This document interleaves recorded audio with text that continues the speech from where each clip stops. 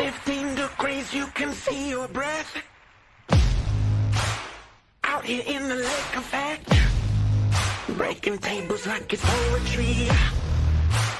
Where else would you rather be? Pinto, Ron, Elvis, and the lay poncho. The members that you need to know. 'Cause once you out here now, your family. Where else would you rather be? Where else would you rather be? Welcome into the Nickel City Crew. I am your host, Rob Crippen. Please like us on Facebook and follow us on Instagram and Twitter at Nickel City Crew. This episode, along with all of our episodes, are presented by Crippen Legacy Entertainment here on Spreaker and StreamYard. We're so glad that you're joining us for some of your Buffalo Bills and NFL content again today. And as always, these are my Bills thoughts said out loud. It's a vibe so ridiculous. Since 12 plus 83 was 6. The shout rocking like a symphony. Where else would you rather be? All right, let's get straight to it. Really excited for tonight's episode, as always. It was crazy. I was driving back to Charlotte on Monday after the game, and it's funny because I almost had the same feeling that I had when, I come up and the Bills lose. I think that, my co-host and I joked about that a few episodes ago, but I'm so happy that we didn't lose that game. That was not pretty, not anything that we expected. Definitely a nail-biter. As the Bills barely escaped Sunday Night Football against the New York Giants, 14-9. It was something else, but the weekend was really crazy as well, and in a positive way. So I can't wait to get to all of the details and kind of chop it up. Joining me tonight, as always, my co-host, riding shotgun, Adam Dump Truck Rupsick. Holla at the crew, DT. You can check him out on Instagram at Adam Rupsick, RUPCZYK. DT, I would have been so mad driving back to Charlotte had we not been able to come away with that game. And Taron Johnson helps us out with a little bit of a PI on the last play and lets everybody there at One Bills Drive get out feeling a little bit better, just a little bit better than had the Bills been coming out of there 3-3. Well, I'd say a lot better because a win and a loss is, a big difference in today's NFL, especially for our team, the Buffalo Bills. But good to be back, Nickel City Crew. Good to be here. It's been a weird game Sunday. It was a weird week so far. Been gloomy up here, and I know you kind of had to drive through the gloom to get up here Saturday, and probably had to do the same on the way back. Hopefully, you get a little sunshine out in Charlotte this week.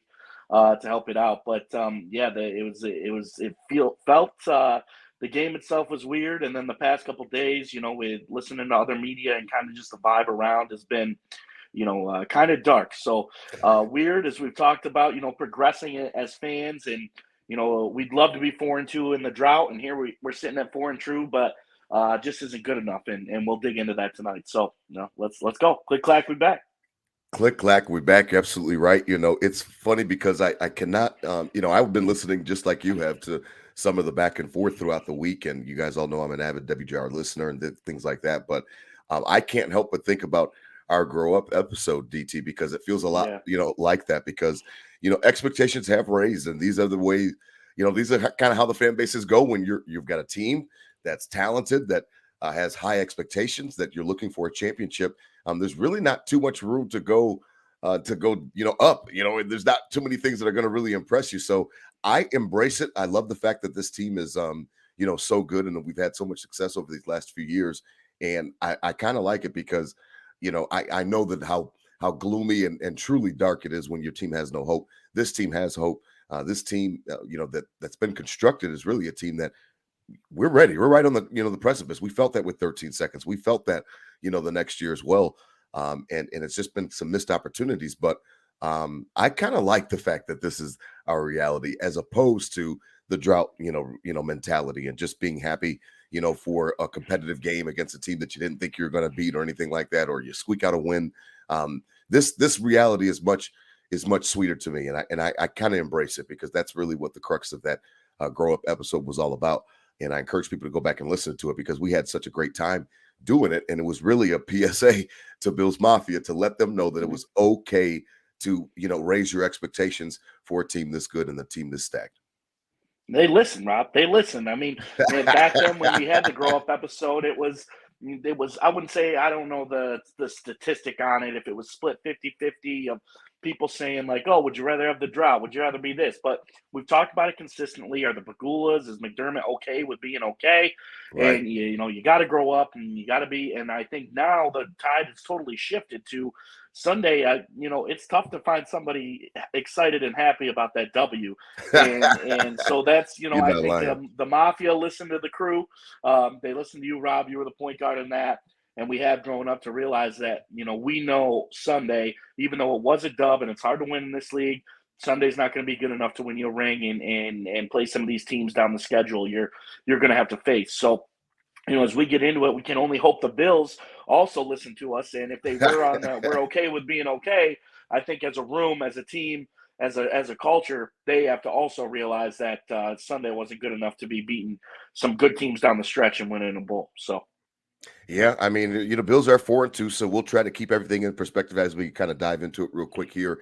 It was just a weird game, DT. I know you and I were obviously both there, and we'll get to the Nickel City Crew tailgate report at the end of the show. But it was just a weird day. I mean, 3 quarters, no points. DT, how many times that has First time since what? It was a long time. 80s or something like that. Like I've never really experienced anything like that. Even the drought Bills, would score points, and it was weird because the night was perfect. By the time we're walking into the stadium, there's no rain, it's not wet. And what's the excuse? The energy was great in the building. They gave us those little cool bracelets, and they turned out the lights, and that was fun for everybody to kind of put on their phones and take in that audience and that scene. But like, this was just a weird game. It's crazy because the offense has been under Dorsey. It's kind of been like a little bit Dr. Jekyll, Mr. Hyde. Like, and what I mean by that is that I don't know really what I'm going to get from them, and that's not a good feeling. I want to know. Consistency is one of the most important things for a team and a fan base to kind of have confidence in, and to know like, this is my team, regardless if they're going to be shitty or not. If they're shitty, the fans know what's going on in Houston. They're just pleasantly surprised that they're 500.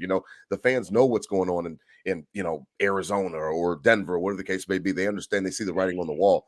And then the same thing for the great teams. The Chiefs fans have certain expectations, and the same thing for us and Ravens fans, and now Dolphins fans have raised their expectations. I don't know what to expect from this offense. It's not a comforting feeling. I didn't really count any layups, DT, the other night. I mean, besides that, the beautiful orbit motion with, Deontay Hardy. Other than that, like, I didn't see a lot of just easy stuff. I'm wondering why it's so hard all the time. This is dating back to last year, DT, when, second half of the year, things were just kind of struggling. And then to juxtapose that with Brian Dable, who everybody knows here at Nickel City Crew I love so much and miss. It was just a weird night. And I'm not exactly sure how you feel about it, but I know that it's something. It was just odd the whole night. I'm stumbling through it right now because the whole night was just really weird. I couldn't believe what I was seeing on the field. I kept looking at Ace like, yeah, I mean, yeah, for coming up for the past couple of years, you feel the rise of this team and the rise of Josh Allen, and it really kind of went from something that was just basic to a dominant performance each and every night, and you're putting up crazy stats and Josh doing all this crazy stuff, and then we last year, we see it in the beginning of the year, kind of falls off and never got it back as we go into the playoffs. This year, it didn't start great. You have your 3 games in a row where you dominate, and now your 2 games in a row where, like you said, Dr. Jekyll, Mr. Hyde, and that is the stand we're in. I think there's a lot of factors that go into this, Rob. The one I know you put it in your notes when we were talking pre-show was, the NFL is a tough league, and these defenses are catching up. Like, you barely see kind of fads last for a long time. I mean, the Dolphins are doing well right now, and with what they got going on, and you think that the defenses are going to start catching up to that. The Chiefs really haven't looked outstanding on offense all year, but they're finding ways to win games and be 5-1. And really kind of the 49ers have that new scheme with Christian McCaffrey, and all the other weapons other than their quarterback are taking over, and that's something kind of new. So I think there's a lot of things to go into it. The Bills specifically, though, defenses might be catching up. When you break down the numbers here, they're really just kind of average, if you will, all the way around. And when you're used to seeing dominance and then you see average, you might mistake it for bad, and I wouldn't say necessarily they're bad. I mean, Sunday was not scoring in 3 quarters. That's bad. I mean, but the Right. statistics, as we'll get in tonight, I think back up a little why, they're right in the middle of the pack and a lot of things that they need to uptick a little more to get that bite, to get that swagger back. But you said it. The only layup line we saw was Deontay Hardy on that orbital motion. We don't see a lot of that really at all. I mean, we're seeing some basic ass shit, running straight up draws in from the gun, and not a lot of creative routes, and and then it turns into forcing it to Stephon Diggs. So I agree, it's kind of frustrating. It's tough to put your finger on it because you want to compare yourself around the league, and you see all these other teams that are good but are also kind of not dominating. I mean, there's a few, obviously the Dolphins are, and the 49ers are, but your Chiefs, your Ravens, your other teams are the Bengals, teams that had crazy offensive production are kind of getting caught up with defenses and having these type of nights. So I think it's a little both. We got to be a little more creative, and Dorsey's got to do that. But we also have to execute, and also realize the defenses are catching up to this league. Yeah, I mean, I guess that is something that if you want to grab a piece of solace in this whole thing, is that you're absolutely right. There has been some struggling offenses around the league. I think about the opponents and stuff like that. The Giants really didn't have that great of a D, and it was a major struggle. So I wonder what that means. I mean, there's a lot of things that I'm just wondering about when it comes to the team, and I wonder why the offense looks so stagnant. I wonder why Ken Dorsey loves to run the ball on second down so much. I mean, I kept seeing that on Sunday night, and I'm like, why do we keep running the ball on second down? I'm wondering if McDermott is kind of seeping into some of this with his mindset and the different things about running the ball. We're running the ball more now. Josh Allen doesn't run the ball. I'm hoping that that's going to be coming back towards the end of the year and obviously playoffs, and they kind of unleash him, so to speak. So you're absolutely right, because there are so many different factors that I can't put my finger on. The 12 versus 11 personnel. I know that we talked about that last week, and it's annoying. That's been another topic of conversation this week because it's still a high uptick. I mean, they're running that 12 personnel. They're committed to it. I don't know if that's really suits Josh Allen and suits the offense, but it's something that they are definitely doing. And it's not anything that it seems like it's going away anytime soon. But for me, it's the 6 games with the 3 bad offensive performances that really concern me the most, to be honest, DT. And they make me a little bit nervous because of the fact that you juxtapose that with the Cincinnati game last year.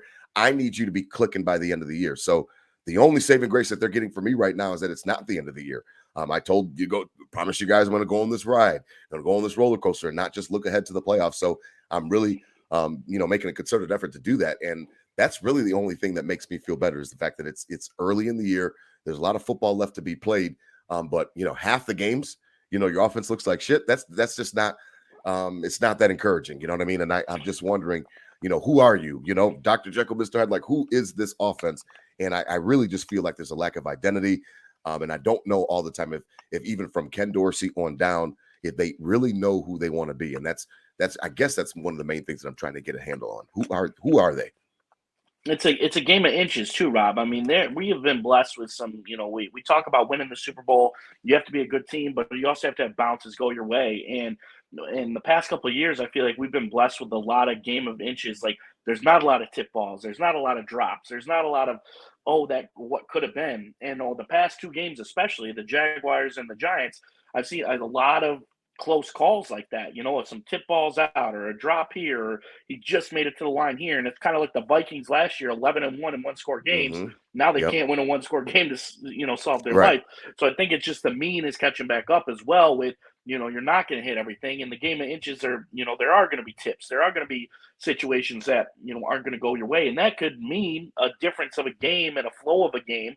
And that's why I was critical of McDermott last week when we were talking the Jaguars and maybe going for it on 4th down a few times. Right. This Create doesn't some help juice. our argument here. The past 2 games of figuring out and being stagnant. The Jaguars game, 14-40 run to pass. Okay. So obviously superseded the pass. Granted, at the end they had to only pass because they're down and had to make things happen. But 14-40 in the pass, not even close. Passing way more. Sunday, a lot closer, 32-19 or Yeah. 32-29.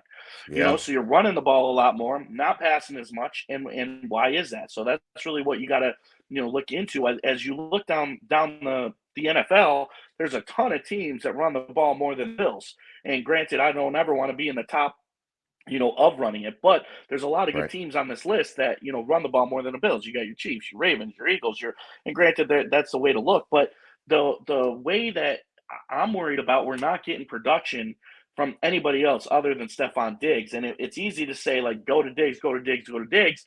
16 targets and 10 catches. That's 6 still misses, that are crucial. That could be 6 plays to other receivers that I'm not saying he's going to go perfect every game, but Right. you kind of feel Right. me here, Rob? Like, 6 misses is a kind of big deal. I was dying on the rock of, Diggs is the only one producing, which he is, but we're still missing him 6 times in a game. And then you look down and it's a huge drop off everywhere else. Gabe Davis comes out Sunday, has a few good plays, and then fumbles the ball. Josh Allen doesn't even look at him the rest of the night. Dawson Knox in back-to-back games. Granted, Kincaid wasn't in, this week, out with a concussion, but back-to-back games, Dawson Knox is coming in with 6 targets, 3 catches, 17 yards, 2 games in a row, same stat line. They're 50% success rate going to Dawson Knox. So Right. it's nobody is helping, nobody is executing other than Stephon Diggs. And that might be, it might be the players themselves, and it might be Dorsey kind of, in that play route of you got to get other people involved in the layup lines of why can't we see more plays? This is the only play we've seen of Deontay Hardy like that all year. And granted, it was on He the goal doesn't play. line. They don't play him. Put They the won't play nail him. in, and goes back to your 12 personnel. That's why he's not on the field. Because there's 12 personnel, but the 12 personnel, you got a tight end who's catching 1 catch a game and a rookie, or you got Dawson Knox who's getting targeted 6 times and only catching 3 for less than 20 yards 2 games in a row. Just not going to cut it. And you look up, Dalton Kincaid, Cole Beasley in a tight end's body, whatever you want to put it. Right. Well, That's Cole what we were Beasley was sold. running 12, 14-yard routes and catching first downs, and Dawson Knox and Kincaid are running 3, 4, 5 out routes and not catching the ball. They catch the ball in the flat. Yeah. Yeah, I mean it's tough that Gabe Davis fumbled. I don't know if that affected, but Josh has got to force him a little more in a game where I can't trust you. But then you're forcing it to Diggs and nobody else is helping out, and so I think it's a mix of scheme and players not executing because it's tough to watch and just not going to get it done. In 12 personnel, your 2 tight ends are combining for 22 yards a game. You're right, like it's bullshit. Yeah, I mean, it's just that the problem that I defend Diggs, and that I get sensitive about him. I know that he produces, and I know that there are 6 misses, like you said, out there, but he is reliable. I know that Josh looks to him as a comfort, and maybe it's part of the fact that nobody else is really stepping up. I don't know if they're not capable, and I don't think that that's the case. I'm wondering why they're not on the field. They're not giving more opportunities. Sherfield, you heard it. He was a camp superstar, and then he comes in and does nothing. And I know that these were not, household names before they got signed by the Bills, but Hardy was somebody that they invested in. That was their first free agent that Bean brought in. So I know that, they gave him at least money because they had a priority and they had a plan to use him, but they don't. So that's again where it comes down to I'm trying to find the culprit is what it was. And that's what I was doing last week after the London game. I was trying to find what is the reason why this is happening. Why do I see, such a low snap count for Deontay Hardy every single week? I thought he was fast. I thought he could stretch defenses. I thought he could put, defenses in compromising situations. I'm not getting any of those things. So I'm just wondering, like, is this a philosophy thing? Is this what they're doing, or is it all a ruse? Are they doing it just to show it and put it on tape early in the year and then flip the script later in the year? That'd be best case scenario. Know. Right? Yeah, that's really best case scenario. Oh, this pressure, 12 personnel, all these dudes in 12 personnel, and you kind of look blah. And then you have some other stuff in your repertoire that you come out and you put the nail in coffins with as you go to the game. Yeah. But and then again, I mean, as we break down, this offensive line was looking good for a stretch, and they're Jekyll and Hyde too.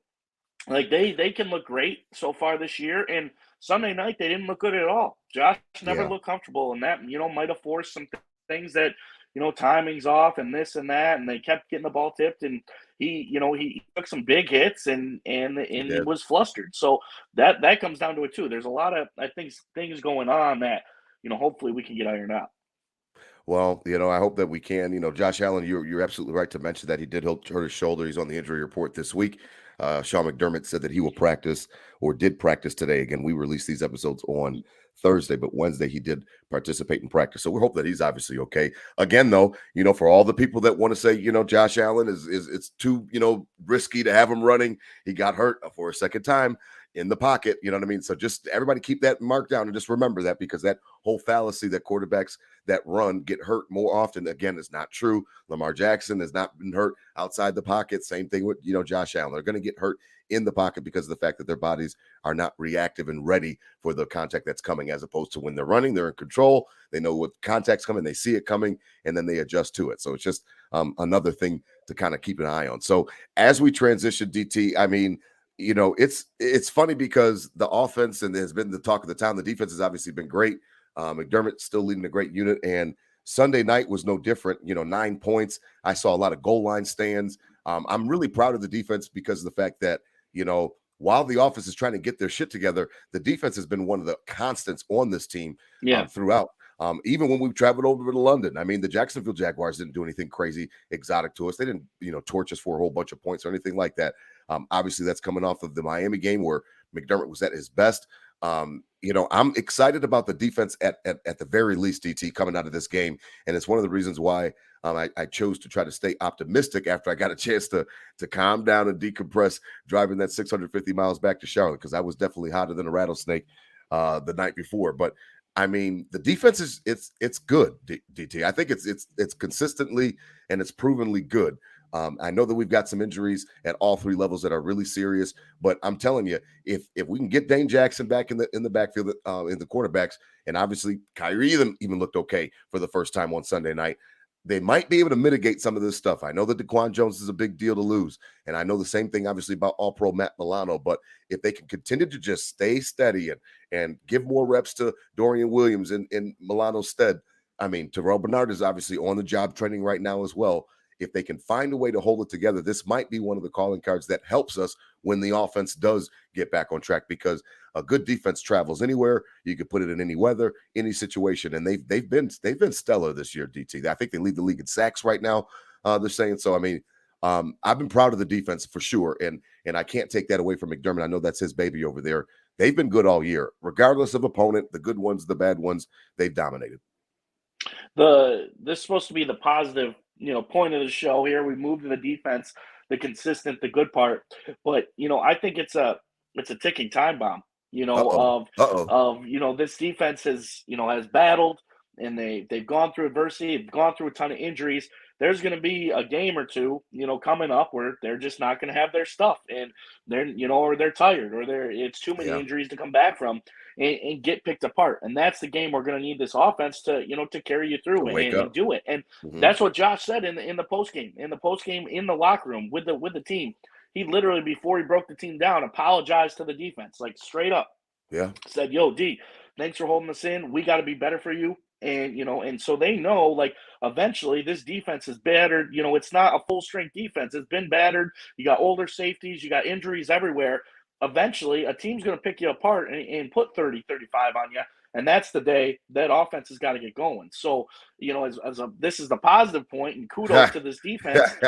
You got to be realistic in the fact that one of these days it's going to be a tough day for this defense, and that's why so much more pressure on this offense to get it rolling and get it up.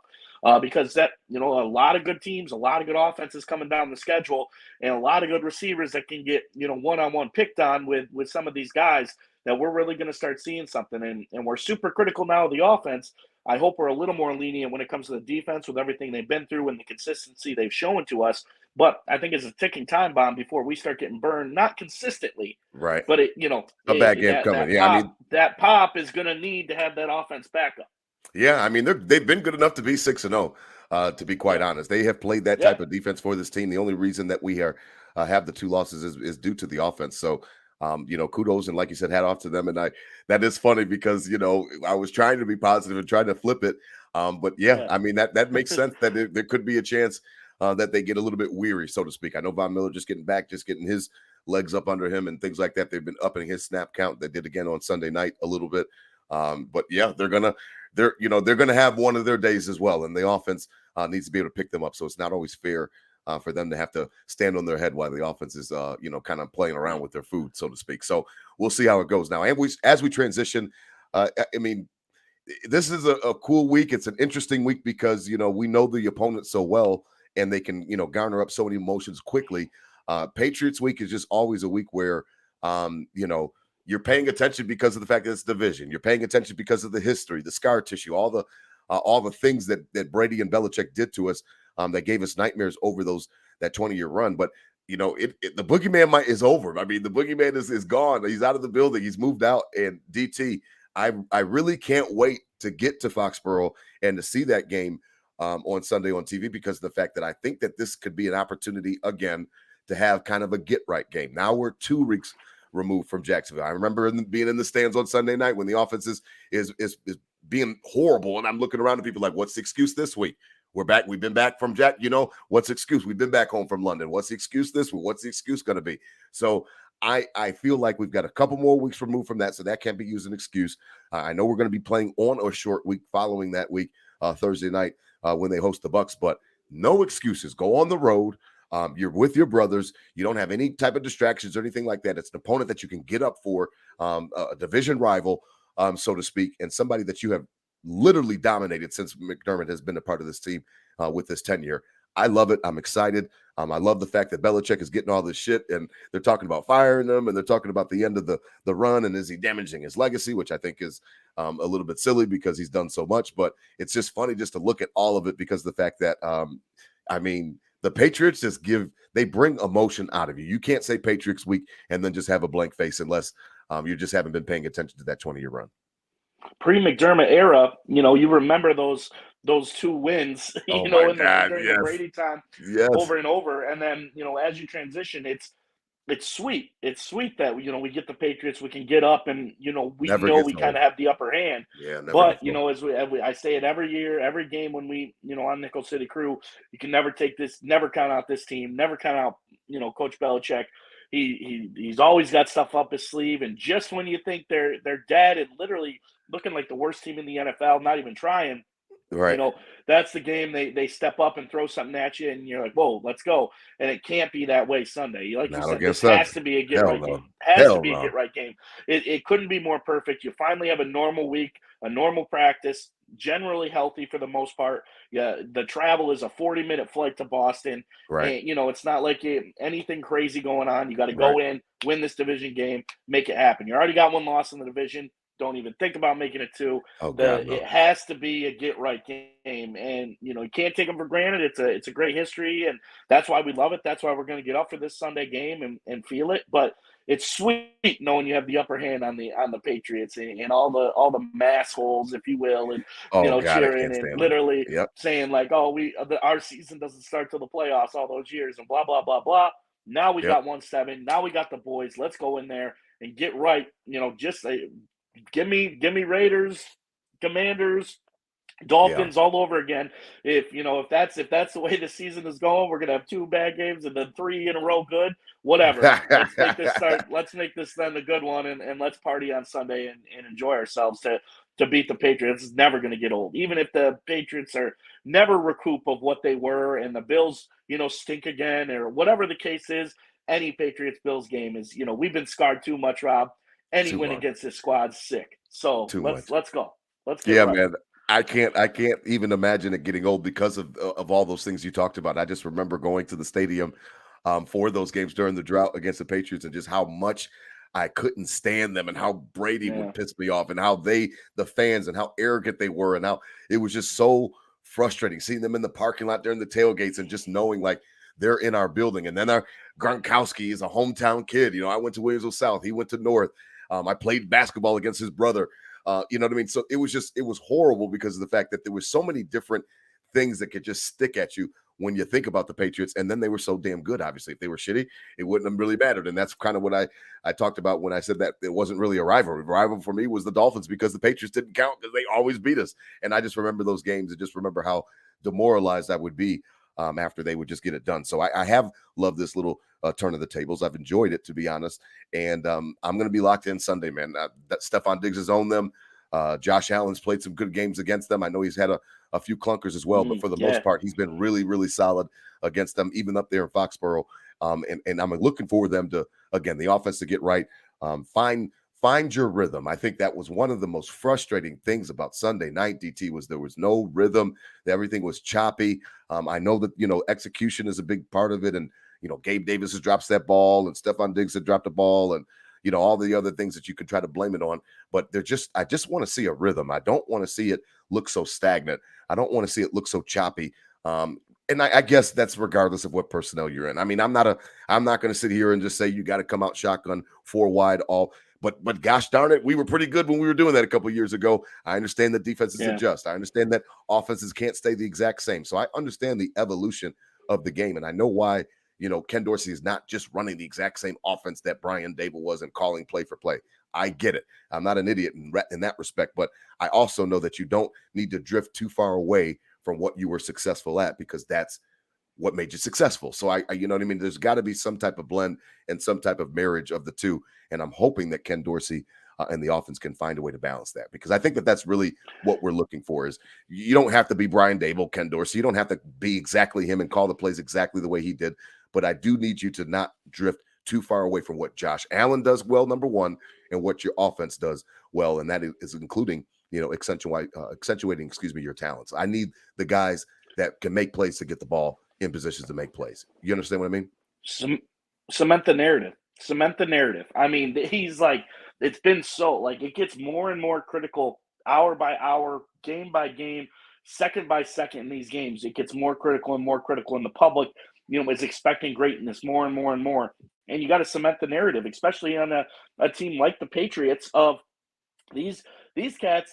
This is an easy dub for them. For 20 years, this is an easy dub. Oh, Bill's coming to town. Let's go.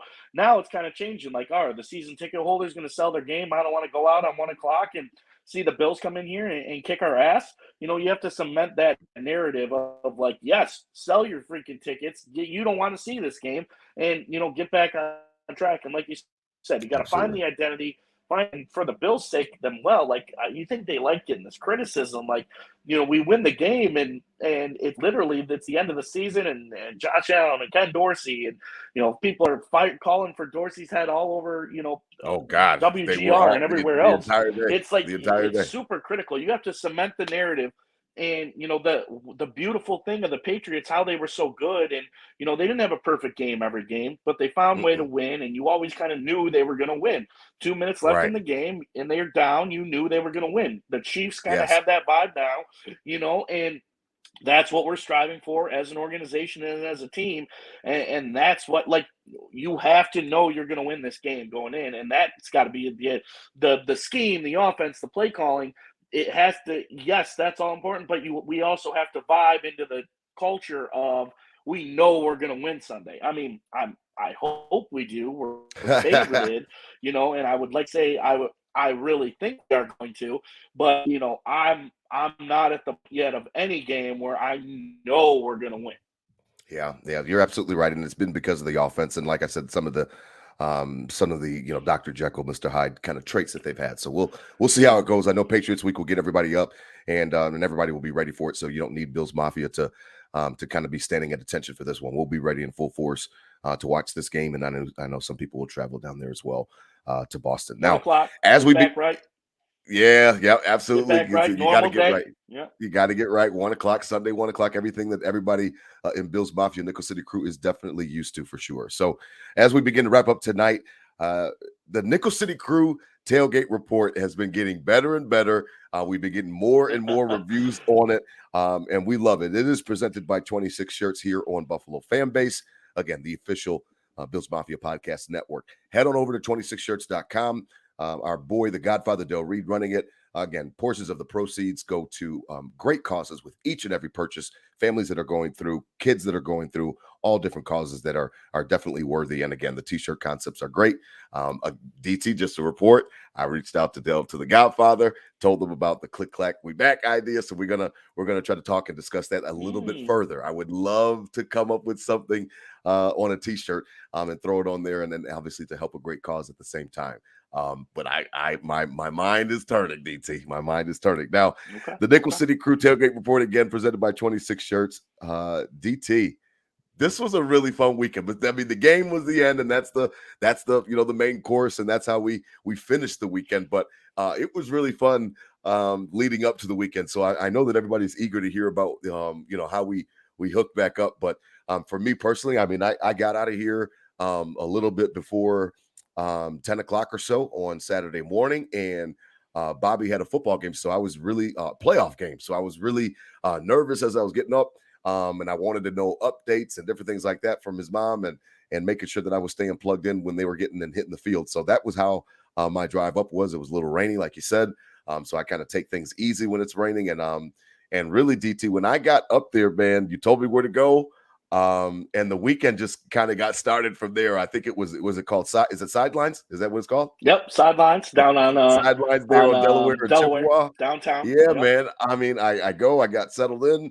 Put the turkey in some water to help it continue to thaw. And then, I mean, literally, I met you at Sidelines, man, and it was a really cool atmosphere. Bunch of college football on. The Sabres were battling the Islanders that night, and it was pretty cool, man. I mean, it was a fun weekend. Shout out to your boy Brett Kitty.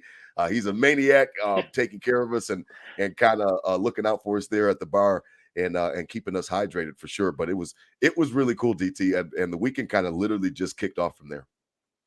Yeah, it's a good spot. I mean, we don't get out there often. It's definitely a sports themed place. Like, you're not just going to chill there. You want to go there for a sport atmosphere. A decent little crowd in there. The NBC Sports crew was there, not Chirico or Collinsworth, but all the other. There was some cameramen there I was talking to, and everyone in Buffalo. Didn't see a lot of Giants fans in there. It was pretty Bill centric, and the Sabres game was a big hit as well, and a big USC Notre Dame. That was a big football game going on in there. But yeah, that was it was a good time. We got the crew got back together.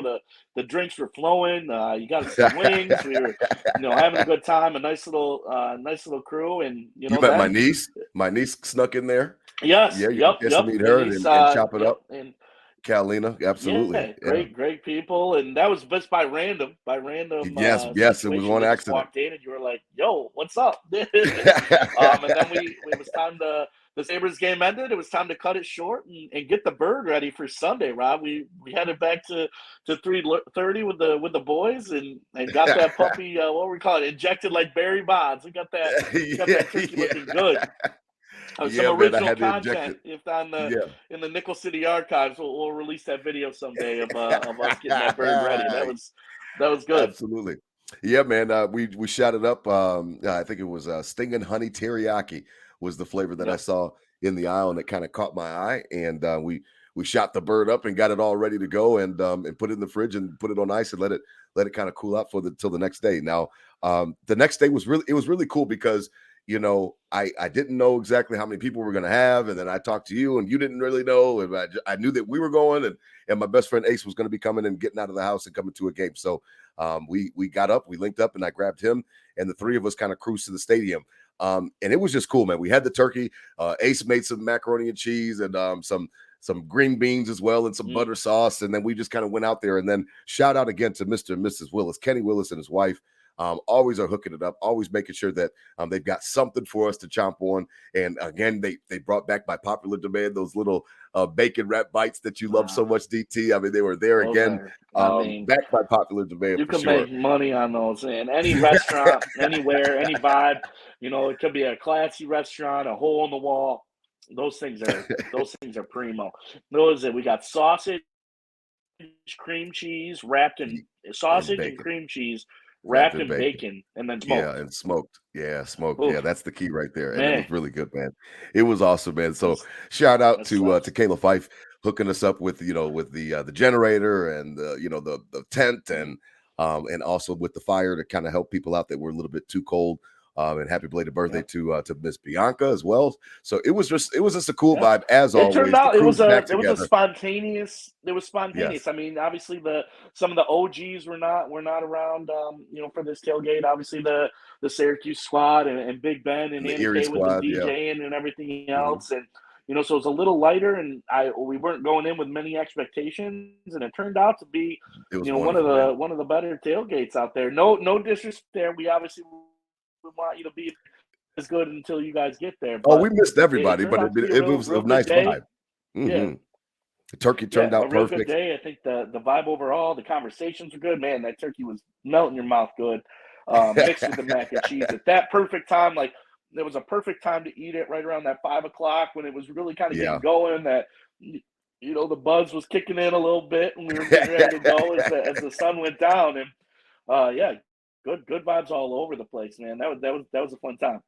Yeah, man, it was really cool, man. It was like you said, it was more spontaneous. We had our plans. We knew we were gonna meet up with Kayla. I mean, I had talked to her on Instagram earlier in the morning, and she had said that she was gonna try to get out there, and then we end up parking right next to each other, which was perfect. We came in around the same time, which was perfect, and it really kind of all kicked off from there. So I really enjoyed it. So shout out to them as well, and shout out. I've got a couple shout outs. DT shout out to John Jarzewski. You know what I mean? Like that's baby Yep. dump truck. I mean baby dump truck, but dump Hey, truck 2.0. hey, I'd like to Cool. say, yeah, I'd like to say, listener, exclusive listener to Nickel City Crew. Appreciate your Yes, support. Appreciate, love yes, that. we really I do. was, I was messing with him. I didn't really believe this, but I was messing with him a little bit, and I said, I was calling him Wish App Dump Truck. Wish App Dump Truck, calling him, and because he's a similar He's a stature younger to version the of you, DT man.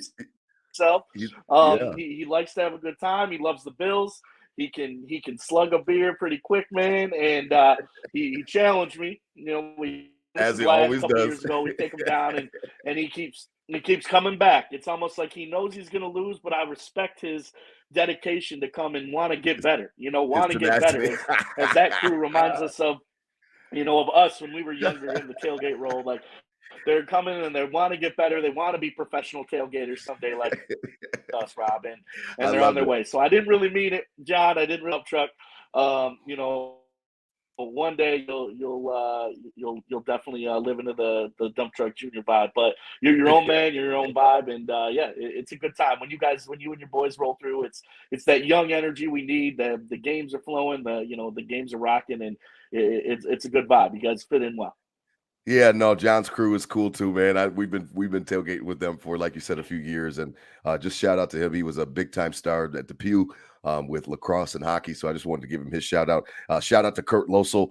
I had a really good time talking with him because I'm an historian, DT. I love the Bills, so I love it all. I love not just the '90s. The '90s are how I became a rabid fan, but I love the history of the Bills and the old time Bills and the rock pile, the original rock pile at War Memorial Stadium, again, right there on Jefferson and Best. And like I love that. I love the history of it. So he goes way back with his dad and his grandfather. They used to go to War Memorial Stadium. I loved hearing that. He said it back then. It was, if you can carry it, you can drink it. And I mean, like, could you imagine, like, if you can carry it into the stadium, you can drink it? I mean, these days, and like, it would just be amazing the contraptions Yeah. and the different things that people would be coming up with to get into the stadium, and it would be it's all just all good. You know what I mean? Like, it was no big deal. And he was telling me how they could get the coolers in and take them to the stadium, and they would just drink and have a good time with his dad and his granddad. So shout out to Kurt Loso. And then one final special shout out, DT, was my boy Robin in section 104. I've seen this guy DT every single year for years, in face and high five and stuff like that, but never took the time. He actually took the Yeah, yeah. time to come up to me during a timeout and introduce himself formally. We took a picture, traded numbers. So definitely big shout out to Robin. I just love his passion. Love watching him. And I've seen him for years in section 104. Again, I'm the mayor, so I'm supposed to know all of my constituents, and I know them by face. I don't know them all by name, but I know them all by face. And I definitely felt like the mayor because he came up to me and told me how much he appreciated me and seeing me over the years. And that was really cool because section 104 that's my spot, man. And I've got my routine and I love it. And just shout out again to Aaron Amabli, aka Ace, Again, check him out at Buffalo's Best Opticians. He came out and got out of the house, DT. We finally got him out of the house, and that was really nice to see him. He did well. He kind of messed up with the football, and he missed out, and we had a little bit of a fiasco on that, but I'm going to let him slide on that one because he is my best friend, but it was good to see him as well. So it was great, man. The actual tailgate itself was really wonderful. Like you said, it was more spontaneous, but it was same faces that we always are used to seeing, and I really enjoyed the vibe. The turkey turned out great, and everybody had a great time. They all loved it, so that makes my heart smile. Now, what are your plans for this week, DT? I'm a little bit more business-like approach on Patriots week, and that's regardless of Tom Brady or not. I have too much scar tissue to take them, as a joke. I do respect their organization. I respect Belichick. I think, again, it's a little bit silly when somebody says that his legacy is being tarnished. That doesn't make sense. His legacy is cemented. He's going to, moonwalk into Canton or get wheelchaired in, whatever the case may be. But if his legs are working, he can do whatever he wants to do when it comes to getting into Canton. He can't mess that up. So I take these weeks seriously. I'll be just chilling, maybe put some burgers on the grill, but it's going to be more workmanlike. I will be ready to go. And the Bills look like they're going to be wearing all white, icy. So I'll put on all white with them, and I'll be more workmanlike. I'm not nothing crazy. I'm not going to a bar or anything like that. It's time to get this dub. This is a huge division game, so I'll be locked in right there from the couch, right there from my old man chair. Well, Rob, I'm going opposite. I don't know if I'm going to take that idea, but I love it. This is a big week of shout out listeners, Kai and Paige. This is the Minnesota trip this weekend. So flying out Saturday, Buffalo to Minnie, getting down to Minneapolis. Got a nice day playing football. You got Ohio State. Gonna hit the Mall of America. Dinner at Manny's Steakhouse Saturday night. Let's go. Beautiful. Shout out. They do it right there. And then, wake up for game day. And I haven't ever really been last year when we went, it was the Bills played Thursday, and then we went to the Vikings-Packers opening on Sunday. So now Bills are playing the Vikings 49ers Monday night is the game we're going. Oh, Monday night. Okay, I was going to say you're going right at the same time. Okay, all right, Monday night. Yep. So going in. So you'll catch it. You'll catch the game. You'll catch the game there in Minnesota. We got a noon game. Yep, noon game. Mm-hmm. So I'm kind of looking forward to. I've never been in a city. I've always kind of wanted to do a backers, bar experience, if you will. So I'm doing my research. I haven't locked it down yet. There's a few I've looked through and got one of them called like Buffalo Tap. The other one is like where the Bills backers like website is that some bowling alley, but I haven't been able to get in touch with anybody on it. But I want to get down. Games at noon because they're an hour back, so games at noon. So I think I'm gonna if we just at the Airbnb, whatever, we're chilling, workman. But if we can find a place to watch it, so Nickel City. If you got any recommendations, ever been out in Minnie for a game or know anybody, got any family out there, let me know. Because I want to kind of get that vibe of going to a bar in a different city with all Bills fans and like having that vibe. I always see it, with my friends from out of town. They're in Denver or LA or wherever they're going, and Charlotte. And obviously, with the tracks and that type of vibe just seems really fun. So hoping I can secure one of those spots. Find some kindred spirits, some kindred mafia members, out there in Minneapolis. Absolutely.